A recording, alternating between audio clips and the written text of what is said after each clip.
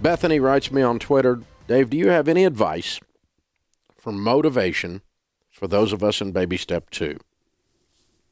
It's hard to stay motivated when it feels like Murphy keeps hitting us with a baseball bat. You know what? It is hard.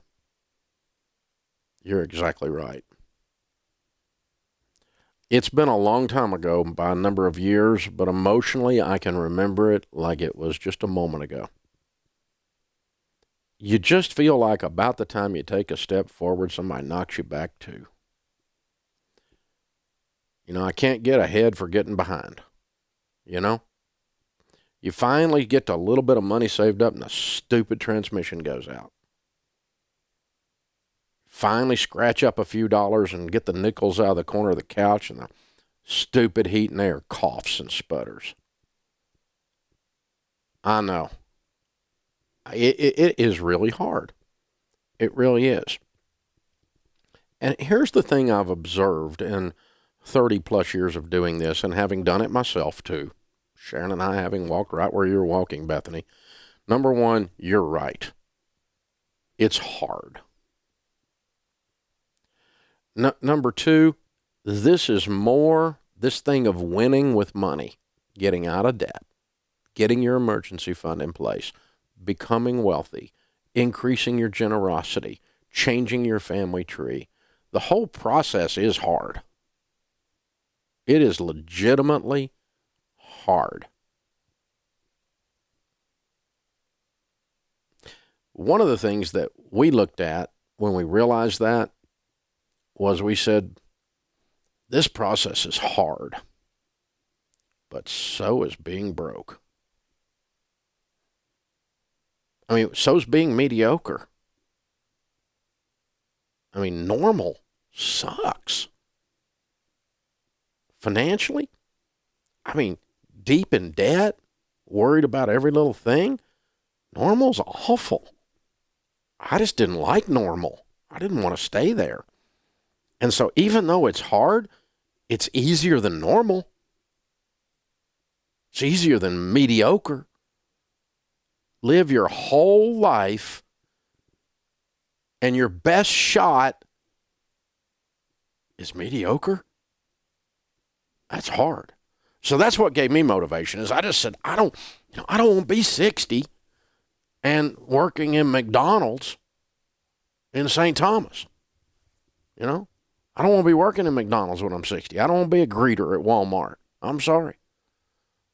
I'm not mad at you if you're a greeter at Walmart. I'm glad you're doing something. And if you want to go down there and you're worth $10 million and that's what you want to do, that's fine. But I don't want to be working in McDonald's when I'm 65. Unless it's the one I own in St. Thomas. You know, I mean, that's the only one I want to be in.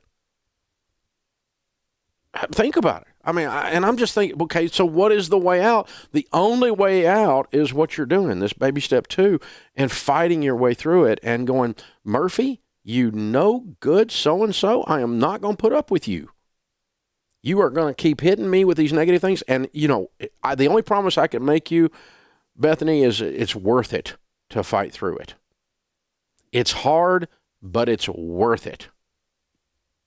Because when you get the other side of this, you'll be like a lady I met the other day. I was down in Melbourne, Florida, speaking at Calvary Chapel. They're taking their whole church through Financial Peace University. And when I finished speaking on Saturday night, a lady walked up to me and she said, you know, I'm about your age. I'm in my 50s, and I just want to tell you what happened. I've been working for this company 37 years, and they laid me off last week. No notice. Just dropped me. Kicked me to the curb like next week's trash.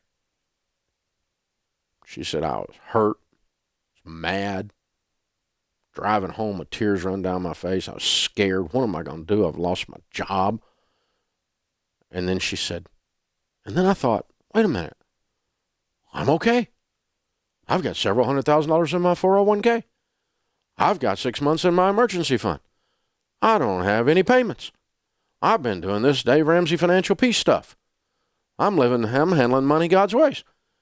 And I'm going to be okay. And she said, all of a sudden, when I took the reality of my situation in, that I got $20,000 in the bank for my emergency, and I got a couple $100,000 in my 401k, and I got no payments. I took that reality, and I thought, you know what? I'm going to be okay. And, you know, what will happen is she'll find a job making more than she used to make at the place that kicked her to the curb. That's what will happen to her. And that's what we prayed for her that night, that would happen. So she's the other side of where you are, Bethany. She's pushed through, and then when something bad happened and Murphy shows up, when Murphy shows up and you're out of debt and you have your emergency fund, an emergency is no longer an emergency, it's an inconvenience. You know, when you get your act together, it changes. Murphy does not have the power over you that he used to have.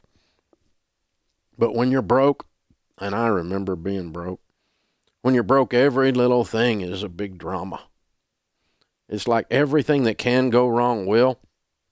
Your life looks like a country song. You know what I'm talking about. I mean, when you're broke, it just seems like there's no way. And you have got to do something to fight away from the broke land. I mean, you got to get out of the land of the broke, right? So that when Murphy shows up, you can hit him with a baseball bat. Because he does show up. He shows up in all of our lives. The only difference is whether you're ready for him or not. Saw you coming, buddy. You're not going. You showed up at the wrong house. We're ready for you. See, that's a different situation, isn't it? And what we've learned is, over these 30 years of coaching people and walking through this ourselves, is that our mindset, the way we look at it, our level of hope, causes us to sacrifice to win. If you live like no one else, later you're going to live and give like no one else.